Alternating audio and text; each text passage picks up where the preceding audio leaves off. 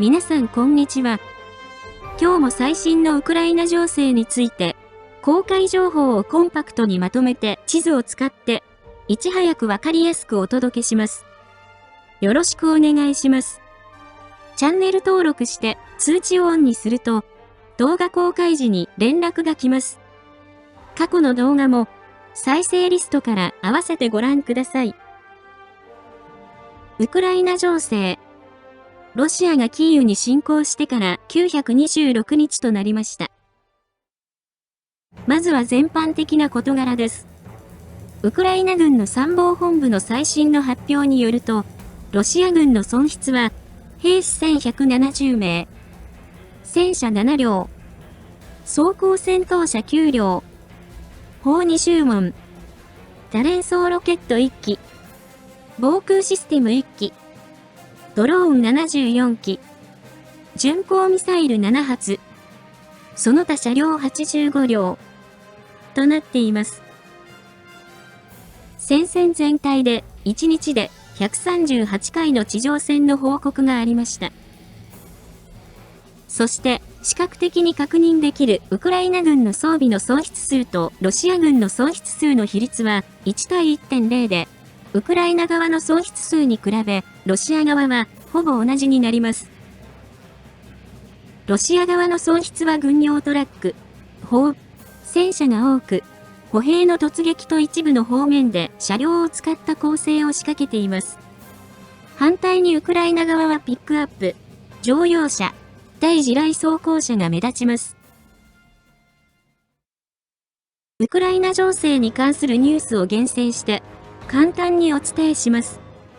YouTube のチャプター機能で必要なところを見ることもできます。1番目。連日お伝えしているウクライナ軍のテルミットドローンですが、ロシア側からの映像も入ってきました。ロシア軍の陣地と思われる映像では地面が焼け焦げ、ところどころに炎が上がって燃えている森林を背景に、ロシア兵が全てが焼き払われてしまった。もう何もできないと助けを求めている様子となっています。2番目。ロシア国防省主要軍事政治局の副局長で、アフマト部隊の司令官のアラウディノフは、ウクライナ戦争における勝利を宣言しました。アラウディノフは、私たちは、すでに、この特別作戦に勝利しました。我々の強みは団結で、ロシアは、神を愛し、神に愛されて守られ、神から授かった価値観を持つ強力な国家だと、ビデオメッセージで述べました。また、その戦術には、クルスクの戦闘が、戦争の結末を決定づけたと述べ、特別軍事作戦の歴史は完成したとも述べました。アラウディノフは今年に入ってから、遅くとも9月にはウクライナ戦争が終結すると繰り返し述べています。今回の勝利宣言は、ロシアの継戦能力に重大な問題が生じているか、チェチェン軍の撤退など、将来の何かの布石になると思われます。3番目。プーチン大統領は東方経済フォーラムで、国内の労働力不足は、出生率を高めることで解決する必要があると述べました。私たちは、出生率を高め、一家族で7人、10人といった多くの子供を持つことを流行させるべきだと述べ、かつての大家族が実現するための政策が重要であると述べました。一方、求人サービスの HH では、ロシアでは、引っ越し業者、ウェーター、会計士から美容師、パン屋まで、173の業種のほぼ全てで人材が不足していると分析し、ロシア中央銀行の経済レビューでは、いくつかの例を挙げ、人材は極端に不足し、給与を増やすだけでは人材を集められなくなったと指摘しました。それによると、サラトフ地方の家具製造会社は、年間給与を 1.5 倍にしたにもかかわらず、人材が流出したとか、大手スーパーでは、給与を 30% 引き上げても人材不足は解決しなかったとのことです。中央銀行では今後についてある企業では作業員がいないため設備更新を取りやめたとか、ドライバー不足でトラックが余ってしまったなどの例を挙げ、今後ロシア経済が縮小する可能性を指摘しました。それでは各地域の戦況です。戦況の変化のあるところを中心にお伝えします。その変化は、大画面でフルスクリーン表示にしていただくと、日付とともに追いかけることができます。海外で使っている人がいるルシアンの読み方について、投稿主はルジアンが気に入っていますが、日本語では耳障りの良いルシアンの方がいいのではないかとの指摘がありましたので、少し修正しました。北東部クルスク方面、ハルキウ方面。8月6日にウクライナ軍がクルスクに侵攻してから28日となりました。クルスク方面。作戦に影響を与えるクルスクの天気は晴れ。最低気温11度、最高気温25度。今日の天気予報は晴れとなっています。ウクライナ軍のシルスキー司令官は CNN のインタビューに応じ、クルスク侵攻の目的はロシア軍を分散させること、砲撃を防ぐための緩衝地帯とすること、捕虜を捕らえること、国民全体の士気を高めることであると説明しました。また、後ほどお伝えしますが、ポクロフスク方面では、ロシア軍の前進は停止したとも述べました。グルジボ方面。この方面で、ウクライナ軍は、セイム川の平坦を切断して包囲を継続しています。昨日は、グルジボで、ロシア軍の工兵隊が壊滅したとお伝えしましたが、今日は、その8キロ北西にあるスバノエで、ウクライナの特殊作戦部隊が、ルシアンのトラック7両と、トラックに乗せた浮き橋5機を破壊したと報告しました。ご覧いただいているのは、その特殊部隊が撮影したもので、地図で示した森林地帯の様子を観察しているところとなっています。戦況図に変更はありません。マラヤロクニャ方面。マラヤロクニャの北6キロのところにあるポグレブキの郊外では、位置情報付きの映像によると、ルシアンは反撃を行いましたが、撃退されました。ご覧いただいているのは、ウクライナ側の撮影したもので、ルシアンの BMP 歩兵戦闘車の様子を観察しているところとなっています。その範囲を、ウクライナ軍の占領地から、係争地に戦況図を更新しました。スパルノエ方面。この方面では、戦況図に変更はありませんが、スパルノエでは、集落の西側で、ルシアン軍がドローンで攻撃を行っていて、この場所がウクライナ軍の占領下にあることを示しています。ご覧いただいているのは、ロシアン軍の第382自動車化ライフル旅団のもので、地図で示した場所の様子を観察しているところとなっています。戦況図では、この場所がウクライナ軍の占領地に入るように、わずかに修正をしました。ハルキウ方面。リプツィ、フリボケ、ボフチャンスクの戦況についてお伝えします。この方面で、ロシアン軍は22回攻撃を行いました。リプツィ方面。この方面でウクライナ軍は前進し、ロシアン軍は後退しました。ウクライナ軍国家警備隊の第13旅団の特殊作戦部隊は、リプツィの北にある森林地帯で攻撃作戦を行い、ロシアン兵57人を無力化し、7つの陣地を確保し、奪還に成功しました。ご覧いただいているのは、地図で示した場所で、ウクライナ軍が掃討作戦を行っている様子の一部を収めたところとなっています。その範囲を、ロシアン軍の占領地からウクライナ軍が奪還したとして戦況図を更新しました。面積は3平方キロほどになります。ボフチャンスク方面。この方面では双方が攻撃を行い前進しています。1番目。スタリツァの北の郊外では位置情報付きの映像によると、ウクライナ軍の第42機械化旅団がテルミットドローンを使用したことが判明し、この場所がロシアン軍の最前線となっていることがわかります。ご覧いただいているのは地図で示した場所の様子となっています。今回は一人称視点の映像が追加されています。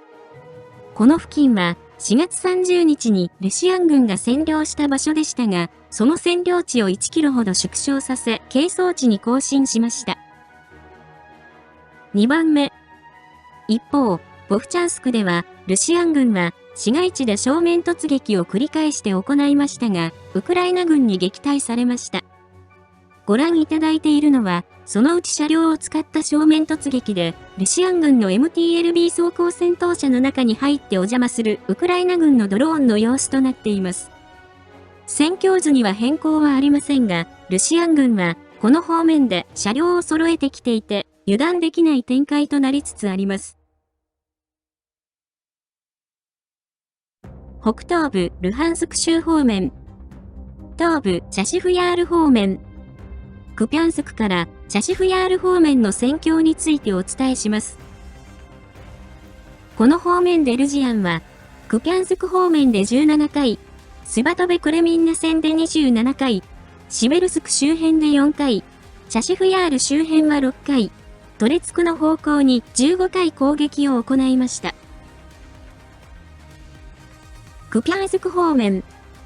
ピシチャネの北西では、位置情報付きの映像によると、ウクライナ軍の砲兵がルシアン軍の動いている戦車に砲撃を命中させたとのことで、100万分の1の奇跡が起きた模様です。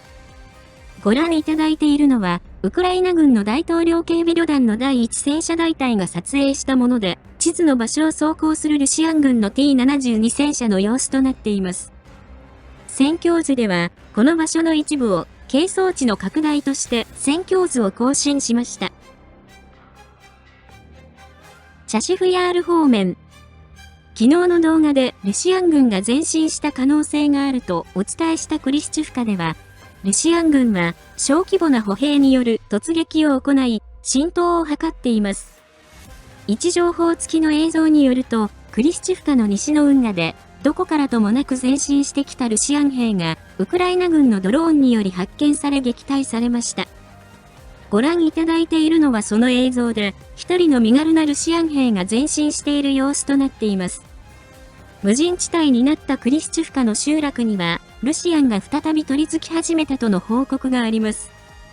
この付近は、ウクライナ軍が奪還したところですが、再度係争地に戦況図を更新しました。トレツク方面。この方面のルシアン軍は兵力が不足していて活発に攻撃を行っていますが、ウクライナ軍のドローンにより抑え込まれ、ルシアン軍に成果はありませんでした。反対に、ウクライナ軍はニューヨークの市街地とその西にある住宅地に突入し、市街地を奪還しました。ルシアンはニューヨークの前進を諦めた可能性があります。1番目。ニューヨークの駅の東にあるビルでは、位置情報付きの映像によると、ルシアン軍が砲撃を行い、この場所にウクライナ軍の存在が確認できます。ご覧いただいているのは、ルシアン軍の第9自動車化ライフル旅団のもので、ウクライナ軍の様子を監視しているところとなっています。この場所は、先月中旬から下旬にかけてにルシアン占領地としていましたが、この場所までウクライナ軍が奪還したとして戦況図を更新しました。2番目。また、その西側の住宅地でも、位置情報付きの映像によると、ウクライナ軍の装甲車両が観察され、この場所がルシアン軍の支配下にないことが確認できます。ご覧いただいているのは、ルシアン側の戦術評価の映像で、地図の場所にいる装甲車両をドローンで観察しているところとなっています。その範囲をルシアン占領地から係争地に戦況図を更新しました。南東部ドネツク州ポクロフスク、クラホフブレミフカ方面の戦況についてお伝えします。この方面でルシアン軍はポクロフスク方面で52回、クラホフ方面では46回、ブレミフカ方面で4回攻撃を行いました。ルジアン軍はポクロフスク方面では攻勢を維持しつつ、ブレミフカ方面で前進を図っていて、戦争研究所では、これらの攻撃は、ドネツク州の完全占領のため、強調して行われていると分析しています。反対に、ウクライナ軍の元参謀次長のロマネンコ中将は、ルシアン軍の攻勢は頂点に達し、近い将来衰退し始めると分析しました。また、同様の意見は、軍事専門家のジマイロ氏も、ロシア語のテレビ番組で述べていて、ルシアン軍の本土から最近提供されている装備は質が低下している。最新戦車の T90 といえども、方針は30年前のものを搭載して登場している。それもあるが、ルシアン軍の攻撃軸は減少していて、ポクロフスクを占領するために必要なセリドベの町も攻略できていない。ルシアン軍は伸びきった前線を維持しながら、ポクロフスクに向けて攻撃もしなければならないというジレンマに立たされていると説明し、ルシアン軍にポクロフスクに進軍する能力がない可能性が高いと指摘しました。ポクロフスク方面。この方面で、ルシアン軍は歩兵による攻撃を行っているものの、ウクライナ軍に撃退され続け、北側の正面と西側の正面で前進できていません。一方、ルシアン軍は南側の攻撃軸に戦力を移動させているとの情報もあります。そのうち南西にあるリシフカでは、位置情報付きの映像によると、ルシアン軍が攻撃を行い、この場所がウクライナ軍の最前線となっていることがわかります。ご覧いただいているのはルシアン側のもので、地図で示した場所で、ウクライナ軍の車両を観察している様子となっています。戦況図では、その付近を係争地の拡大として戦況図を更新しました。クラホフ・ブレミフカ方面。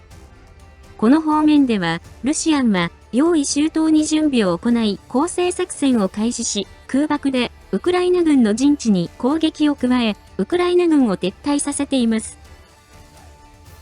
そのうち、プレチスティフカでは、集落の西の端で、ルシアン軍が旗を掲げて占領を主張しました。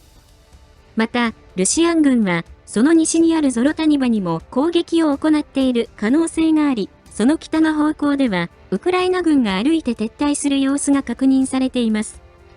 戦況図では、ゾロタニバ付近をウクライナ軍の支配地から係争地に戦況図を更新しました。後方地域。ルシアン当局はノボロシースクで11隻の無人艇を破壊したと発表しましたが、今のところは詳細は不明です。南部ザポリージャ州。南部ヘルソン州。この方面でザポリージャ戦線で5回、ドニプロ川付近で2回の地上戦の報告がありました。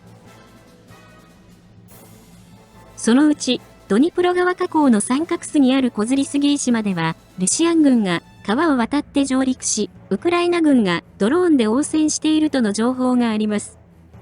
今のところは、戦況図に変更はありません。今日は以上です。戦況の分析やニュースの感想、最新情報など、ぜひコメント欄にお寄せください。最後に、視聴者様にお願いがあります。このチャンネルにはサブチャンネルがあります。また、関連する Twitter、ノート、Telegram、ニコニコ動画があります。